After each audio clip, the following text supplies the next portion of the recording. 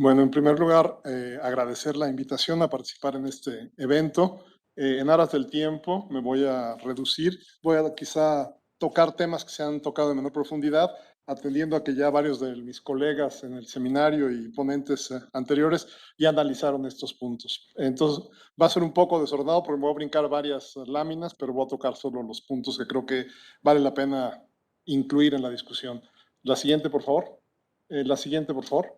Bueno, yo creo que el primer tema o gran tema que tenemos hoy en América Latina y en México, pensándolo desde una óptica de desarrollo, es estamos buscando transitar a un desarrollo sustentable. Y esta idea de transitar a un desarrollo sustentable ha permitido pensar cuál es la inserción de México en la economía global, pero también cuáles son las estrategias que tenemos que seguir en lo interno, en la parte económica, social y ambiental. Y en realidad lo que se observa haciendo un diagnóstico muy fuerte es que en realidad durante muchos años nos concentramos en construir tres grandes pilares en la parte social, ¿no? La parte de salud, la parte de educación y la parte de pensiones. Esto fue un avance con sus defectos y lo que sea, pero en realidad claramente es hoy insuficiente para alcanzar un desarrollo sustentable en el siglo XXI. Lo que requerimos para ello es considerar un cuarto pilar que tiene que ver con la construcción de un sistema de cuidados y de administración de riesgos. Y cuando incluimos este aspecto, en realidad es donde entra toda la parte que tiene que ver con la parte de la población que está en riesgo. Esto es, no podemos transitar y alcanzar un desarrollo pleno y un bienestar social si no incluimos dentro de esta parte una estrategia de un sistema de cuidados que incluye a infantes, adultos mayores, pero también incluye a esta población en riesgo. Sin esta parte, estamos teniendo un desarrollo, digamos, insuficiente en esta parte. Creo que el programa de drogas y el programa de cuidados de la, digamos, de inclusión de la naloxona, etcétera, se incluye en esta gran estrategia de desarrollo. El siguiente, por favor. No voy a tocar el tema ya de los mercados, los costos, ya los tocaron muy bien el doctor Maggi, Silvia, las muertes y los cambios en el mercado, pero solo quisiera decir que se observa claramente que el mercado de las drogas está cambiando. Hay cambios estructurales en la parte de la oferta, en la parte de la demanda y por lo tanto en la forma en la que está trabajando este mercado. Y que es probable que esto nos explote en las manos en los próximos años. Atender eso es una urgencia y tiene que ver con esto que decía de la idea del desarrollo sostenible. Siguiente, por favor. Siguiente, siguiente, siguiente. Y para eso quisiera tocar el tema ya, el doctor Magid mencionaba los costos, ya también la doctora Silvia bueno, y Raúl también mencionaba la cantidad de muertos que hay. Pero yo creo que hay que pensar también que estas drogas desde el punto de vista económico tienen costos económicos mucho más fuertes. Y aquí solo quisiera mencionar a dos o tres que me parecen relevantes, ¿no? Uno es, no solamente tiene el costo, porque a veces pensamos en la persona que fallece o tiene el problema, etcétera, y ahí queda, ¿no? Pero en realidad eso está significando costos de atención a todo el sistema de salud.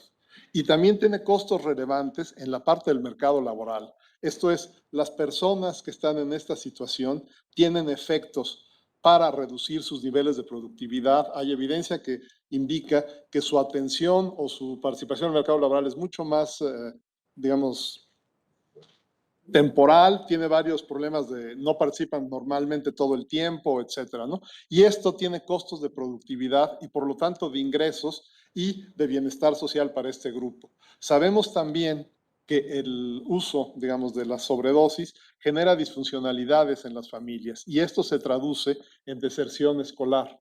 Estos niveles de deserción escolar se traducen en que estos infantes que no necesariamente están consumiendo, pero que están en un entorno de este tipo de consumo, en general su participación y su formación educativa es mucho menor que el resto de la población. Si esto sucede, sus niveles de productividad laboral van a ser más bajos y por lo tanto sus niveles de ingreso van a ser más bajos.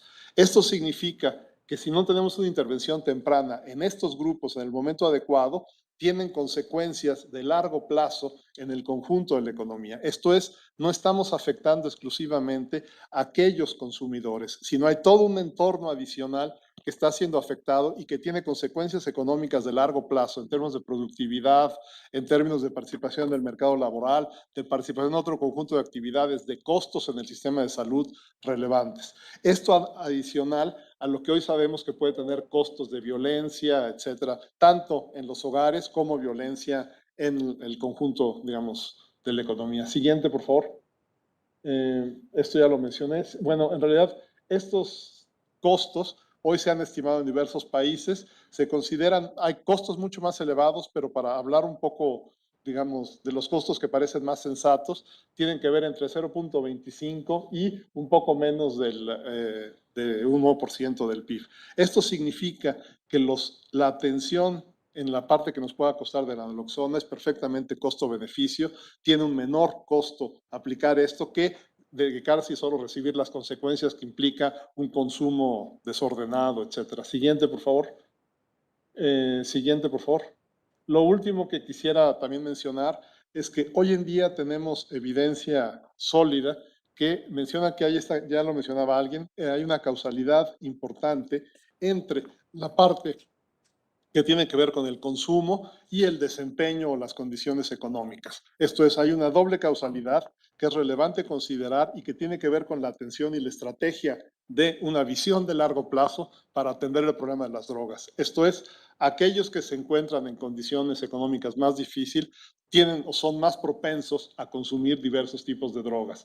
Pero al mismo tiempo, diversas personas que consumen drogas tienen una participación en el mercado laboral mucho más difícil y tienen consecuencias económicas negativas. Esta doble causalidad que puede generar una espiral en condiciones en las que enfrentamos hoy post-COVID plantea un reto importante. Esto es, sin estigmatizar a estos grupos, es necesario reconocer que hay canales de transmisión relevantes entre las condiciones económicas y el consumo de drogas, y que a su vez el consumo de drogas también tiene canales de retroalimentación con la parte económica.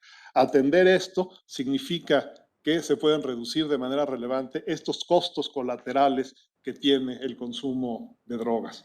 En este sentido, me parece que tener en una estrategia global la idea de, digamos, tener mucho más disponible y legalizar el uso de la naloxona resulta fundamental, y entender que esta estrategia constituye una parte fundamental del cuarto pilar de la construcción de una sociedad, digamos, con bienestar adecuado, que incluya salud, educación, pensión y la parte de cuidados a infantes, adultos y población en riesgo. Muchas gracias.